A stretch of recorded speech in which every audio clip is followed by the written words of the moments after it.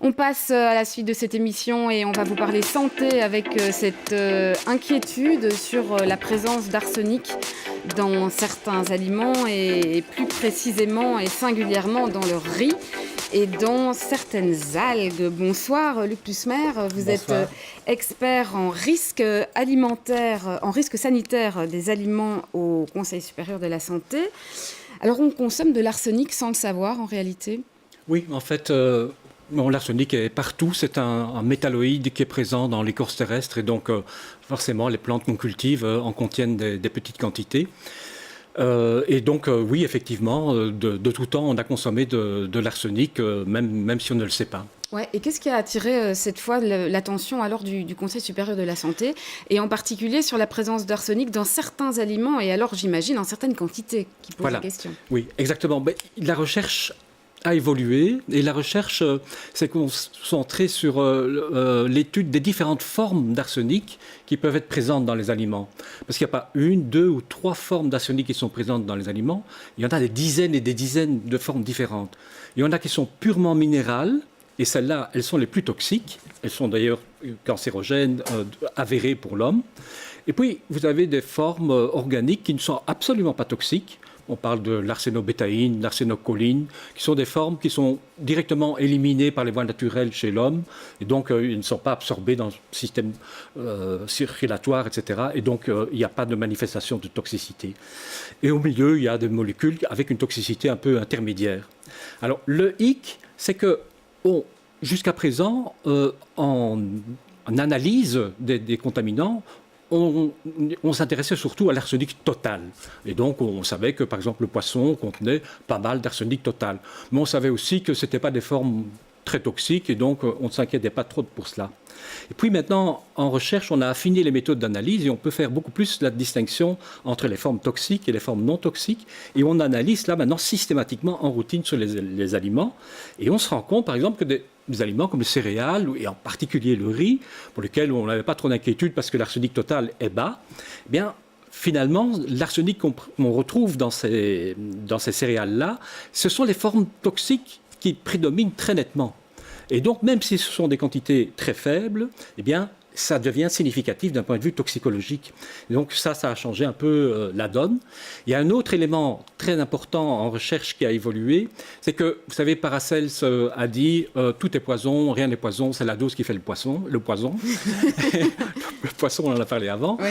Et donc à ce moment-là, pour les toxicologues, c'est assez évident de déterminer une dose en dessous de laquelle il n'y a plus de problème de toxicité. Et ce n'est pas le cas pour Et ce n'est pas le cas pour l'arsenic. Voilà. On est avec une molécule embêtante parce que, effectivement, même à très petite dose, on ne peut pas dire que le risque devienne négligeable. Et donc, il y a toujours des possibilités d'induction de cancer parce que c'est une molécule cancérogène, génotoxique, même si ses effets génotoxiques sont indirects. Et on ne peut pas établir un seuil de toxicité pour cette molécule. Alors vous avez parlé du poisson tout à l'heure en disant que le poisson contenait de l'arsenic, mais de l'arsenic qui n'était pas méchant, le bon arsenic.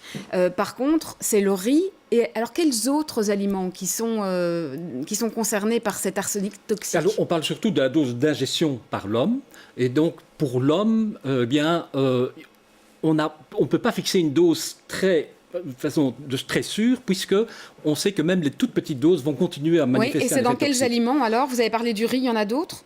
Il y a les algues également. Donc les algues contiennent des formes d'arsenic inorganique et d'autres coquillages et d'autres fruits de mer en contiennent également des traces. Alors pourquoi est-ce que vous attirez particulièrement l'attention sur l'alimentation des nourrissons ?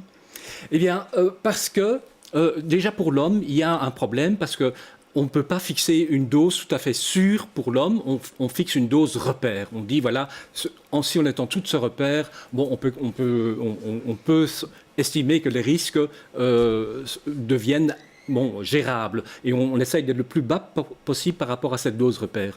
Le problème, c'est que chez les nourrissons, la dose d'ingestion, elle est toujours, en toxicologie, on exprime toujours les doses d'ingestion par kilo de poids corporel. Et forcément, chez les nourrissons, le poids corporel est très petit. Et donc la quantité qu'ils ingèrent va faire que leur exposition, exprimée dans ces unités-là, devient assez élevée et dépasse là les valeurs repères dont je parlais tout à l'heure et sont plus élevées que chez l'adulte. Ouais. Alors, est-ce que ça veut dire que pour les nourrissons en tout cas, il faut proscrire le riz et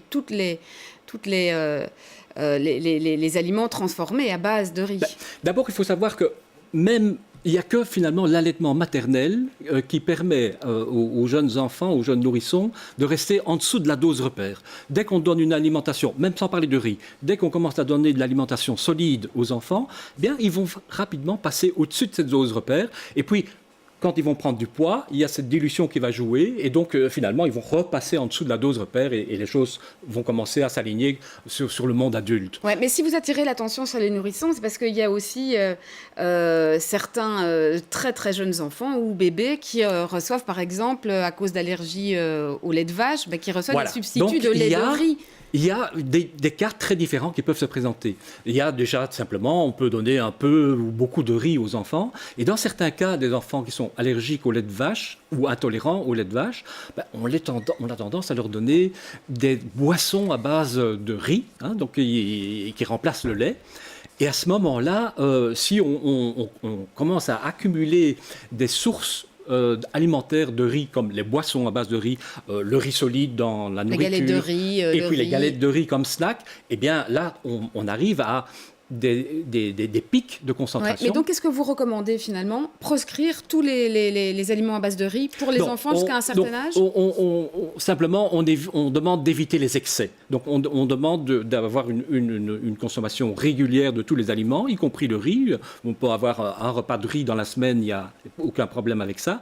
Mais il faut éviter de cumuler tous les excès, c'est-à-dire à la fois rien que du riz comme féculent, plus des galettes de riz, plus des boissons de riz. Donc, quand on cumule tout ça devient vraiment... Donc, y compris pour les enfants, parce que vous faites ces recommandations pour les adultes, mais c'est des recommandations qui valent aussi pour les enfants. Oui, forcément, puisque les enfants vont seulement progressivement arriver à la situation des adultes. Ouais, donc, on peut donner de temps en temps du lait de riz à un enfant, ça ne On peut donner de temps en temps, mais il ne faut pas prendre l'habitude d'en donner trop régulièrement. Et pour les femmes enceintes?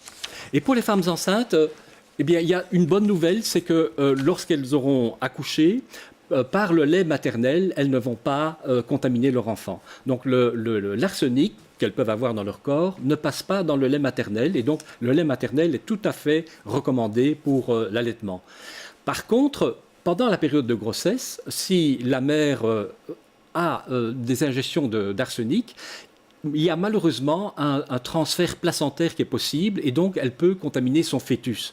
Donc ça, c'est quelque chose qu'il faut absolument éviter. Et donc, pour ça que le Conseil supérieur de la santé recommande que les mères enceintes, que les femmes enceintes évitent de manger trop de riz ou de sources des aliments qui sont des sources d'arsenic, comme les algues dont on a parlé tout à l'heure. Merci Luc Tusner pour toutes ces explications et je renvoie vers l'étude qui se trouve et qui est accessible sur votre site, sur le site du Conseil supérieur de la santé. C'est un rapport en anglais, malheureusement, mais très détaillé.